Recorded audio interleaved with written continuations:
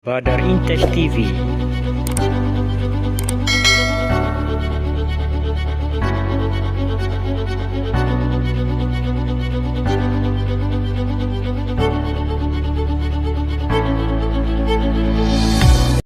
Nasi lemak buah bidara.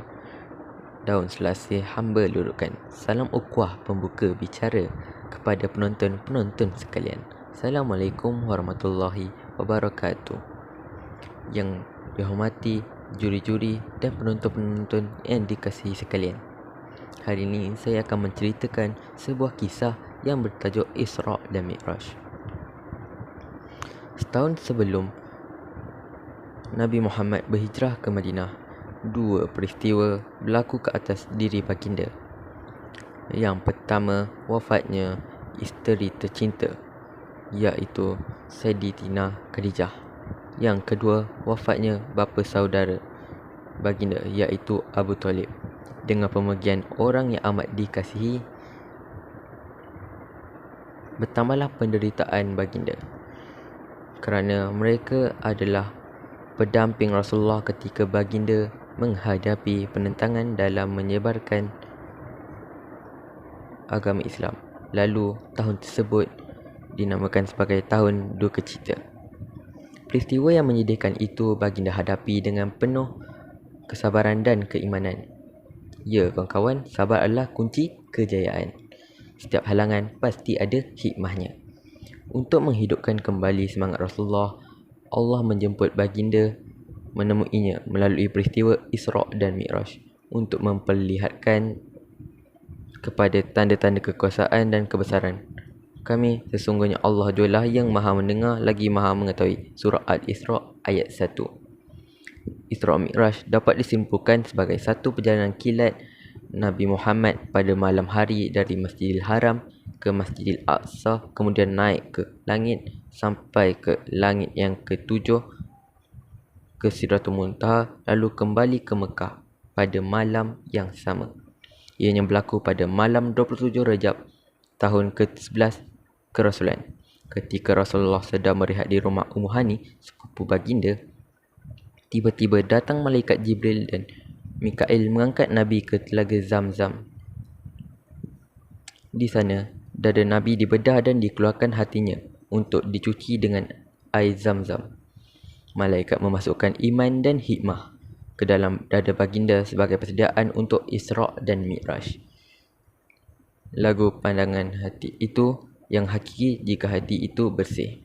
Ya kawan-kawan, Islam menitik beratkan tentang kebersihan. Bagi menjaga kebersihan hati, kita galakkan supaya sentiasa mengingati Allah. Firman Allah dalam surah Ar-Ra'd ayat ke-28. Ketahuilah dengan zikrullah itu tenanglah hati manusia. Kemudian baginda dipersilakan oleh Jibril menunggang sejenis kenderaan yang amat canggih, lebih laju daripada Formula 1. Kenderaan itu ialah seekor buraq. Setelah beberapa ketika, sampailah baginda di beberapa tempat, iaitu kota Thayyibah, Madian, Bukit Tursina dan Baitul Laham. Di setiap tempat baginda singgah itu, malaikat Jibril menyuruh Nabi melakukan solat 2 rakaat. Ya kawan-kawan, kita dituntut untuk mengerjakan solat sunat apabila singgah di masjid atau di tempat-tempat yang mulia dengan tujuan untuk memakmurkan tempat tersebut. Perjalanan diteruskan lagi. Semasa ke Baitul Maqdis, Nabi telah diperlihatkan pelbagai peristiwa simbolik yang ganjil. Di antaranya adalah jin Ifrit membawa obor mengejar baginda untuk memperdayakan dan menghalang perjalanan baginda. Kawan-kawan, itulah kerja iblis dan syaitan yang tidak akan jemu menggoda dan memperdayakan manusia dengan pelbagai cara. Jangan mudah terpedaya. Seterusnya, Nabi diperlihatkan satu kaum memecahkan kepala mereka dengan batu besar. Setelah pecah, ia kembali sembuh dan mengulanginya semula. Nabi juga melihat pelbagai bentuk penyiksaan yang lain seperti siksaan manusia yang makan riba, penzina, pengumpat, pemfitnah dan macam-macam lagi. Kawan-kawan nak tak diseksa dalam neraka? Mesti tak nak kan? Oleh yang demikian, marilah kita hayati firman Allah dalam surah At-Tahrim ayat 6. Peliharalah diri kamu dan keluarga kamu dari api neraka. Selepas menyaksikan peristiwa Isra, akhirnya sampailah baginda di Baitul Maqdis.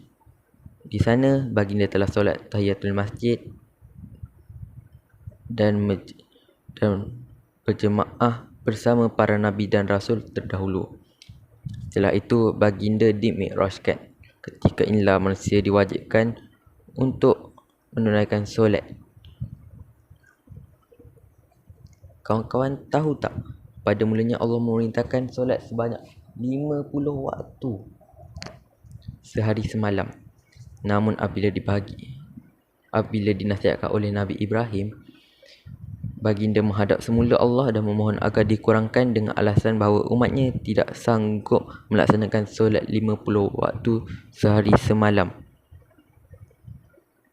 Diringkaskan cerita, setelah beberapa kali baginda berulang alik bertemu dengan Allah supaya dikurangkan, akhirnya Allah memerintahkan solat hanya 5 kali sehari sahaja.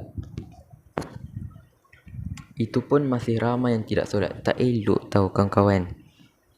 Firman Allah dari surah Al-Ankabut ayat 45. Sesungguhnya solat mencegah dari perbuatan keji dan mungkar. Ya kawan-kawan, solat adalah tiang agama. Jika dilaksanakan, kuat agama, mantap iman di dada. Jika ditinggalkan, runtuh agama, jiwa merana. Sekian, wabillahi taufiq wa hidayah. Assalamualaikum warahmatullahi wabarakatuh.